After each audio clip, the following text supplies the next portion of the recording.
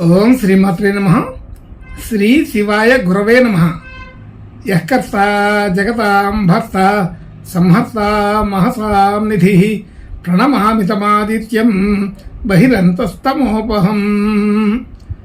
వీక్షకులకు నమస్కారం. నేను మీ దేవులపల్లి రామకృష్ణ శాస్త్రి, ఆర్కే మాతృశ్రీ తెలుగు జ్యోతిషపరమైన యూట్యూబ్ ఛానల్.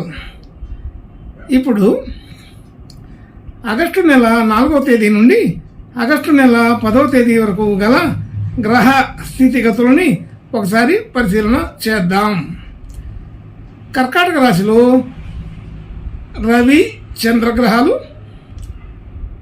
సింహరాశిలో బుధ శుక్రగ్రహాలు, కన్యారాశిలో కేతుగ్రహం, అలాగే కుంభరాశిలో శనిగ్రహం వక్రస్థితి, మీనరాశిలో రాహుగ్రహం, వృషభ రాశిలో కుజ గురు గ్రహాలు సంచరిస్తున్నాయి.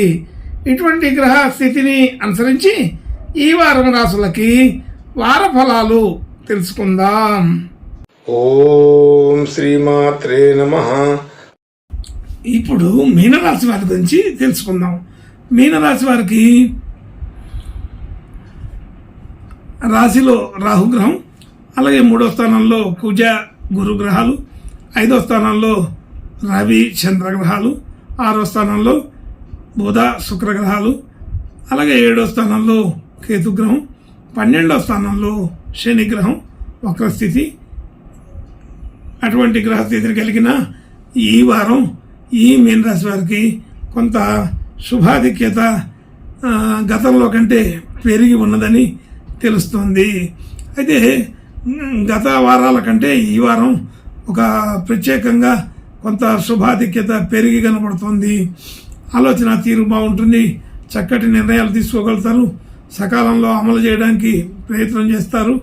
అయితే కొన్ని కార్యక్రమాలు అనుకొని అన్నిట్లో ఒకటైనా సరే సకాలంలో పూర్తి చేయలేక ఇబ్బంది పడవలసిన పరిస్థితి ఉంటుంది. కానీ కొన్ని కార్యక్రమాలు ఎక్కువగానే పూర్తి చేసుకోగలుగుతారు.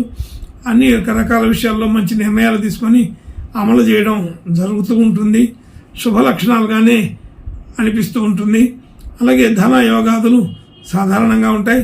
అనుకూలపడే పరిస్థితి కొంతవరకు ఉన్నది. ధన యోగాదులు మనకు రావాల్సిన ధనం సకాలంలో, అంటే ఒక 2-3 రోజుల ముందుగా, అంటే వారం ప్రారంభంలో రావాల్సిన ధనం వారం చివరిలో వచ్చే అవకాశం ఉంటుంది. కొంత లేటుగా 3 రోజులు అనేది లేటుగా కనీసం ఉంటుందని తెలుస్తోంది. అలాగే మనం ఇవ్వవలసిన చోట కూడా సకాలంలో ఇవ్వడం, లేదంటే 1-2 రోజులు లేటుగా ఇవ్వడం జరుగుతుంటుంది. అలాగే సందర్భానికి అనుకూలంగా కొంత ప్రయత్నం గట్టిగానే చేస్తారు. కుటుంబ సభ్యులు, బంధుమిత్రులు అందరితో కూడా మంచి సఖ్యత కలిగి ఉంటారు. ఆనందంగా వాళ్ళందరితో కలిసి మాట్లాడడం చేస్తారు. అలాగే ఏదైనా ఫంక్షన్లకి వెళ్ళవలసి వస్తుంటుంది. ఆర్థికపరమైన ఒత్తిడి కొంత ఉన్నప్పటికీ ప్రయాణాలు చేయవలసి వస్తుంది. అలాగే అందరితో కూడా ఏదో ఒక రకమైన విషయంలో కలవడం, మాట్లాడడం, సంతోషాలని పంచుకోవడం జరుగుతూనే ఉంటుంది. గృహ వాహన యోగాదులు సాధారణంగా ఉన్నాయి. పెద్దగా ఇబ్బందికరమైన విషయాలు అయితే ఏమీ లేవు. కాకపోతే కొత్తగా నిర్మాణం చేయడానికి, కొత్తగా గృహ సంబంధించిన, వాహన సంబంధించిన క్రయ విక్రయాదులు చేసుకోవడానికి ఇది అంత అనుకూలమైన సమయం అయితే కాదు. విద్యార్థులకి బాగుంటుంది. విద్యా సంబంధించిన విషయాలు, వ్యాపారాలు చేసే వాళ్ళకి కూడా ఈ వారం అనుకూలంగానే ఉన్నదని తెలుస్తోంది. అలాగే సంతానం వలన కీర్తి ప్రతిష్టలు కలుగుతాయి. ఆరోగ్యపరమైన విషయాల్లో కొంత అనుకూలత ఉంటుంది. చిన్న చిన్న అనారోగ్యాలు కలిగే అవకాశం ఉన్నది. కుటుంబ సభ్యుల్లో ఎవరికైనా ఇట్లాంటి సందర్భాలు వచ్చినప్పుడు కొంచెం జాగ్రత్తగా, త్వరగా అటువంటి వాటిని నివారణ చేసుకోవాల్సిన పరిస్థితి కనబడుతోంది. తాత్సారం చేయకుండా ఉండడం మంచిది. అలాగే మిత్రులు, శత్రువులు అని తేడా లేకుండా అందరితో కూడా ఈ వారం కలవడం, మాట్లాడడం చేయవలసి వస్తుంటుంది. సందర్భానుసారంగా ఇలాంటి కార్యక్రమాలు చేసుకోవాలి. అలాగే భార్యాభర్తల మధ్య అనుకూలత బాగానే ఉంది. అనుకూలంగానే ఇంకా పెరుగుతుంది అని తెలుస్తోంది. అలాగే దూర ప్రాంతాలు దైవ దర్శనాలు చేసుకునే అవకాశం ఉంటుంది. పెట్టుబడులు పెట్టడం, డిపాజిట్లు చేయడం అలాంటి వాటిలో కూడా కొంత అవకాశం ఉన్నది. అయితే కొత్త వస్తువులు ఏమైనా తీసుకునే అవకాశం కూడా ఉంటుంది. అయితే ఇదంతా కూడా ఒత్తిడికి ఎక్కువగా ప్రాధాన్యత ఇవ్వవలసి వస్తుంటుంది. అలాగే భాగ్యస్థితి, మనం గతంలో పెట్టుబడి పెట్టిన వాటికి ఇప్పుడు భాగ్యం వృద్ధి అవుతుంది. మంచి శుభ లక్షణాలు, శుభకరమైనటువంటి ఆలోచనలు చేయడానికి ఇది అనుకూలమైన సమయంగానే తెలుస్తుంది. వృత్తి, ఉద్యోగ, వ్యాపారాది విషయాల్లో కొంత అనుకూలత పెరిగి ఉన్నది. మనకి ఏ పని చేసినా కలిసి వచ్చే అవకాశాలు ఉంటూ ఉంటాయి. ఏలినాటి శని జరుగుతుంది. దానివల్ల అనుకున్న పనులలో కొద్దిగా ఇబ్బందులు కూడా కలిగే అవకాశం ఉంటుంది. అయితే ఏలినాటి శని అంత పెద్దగా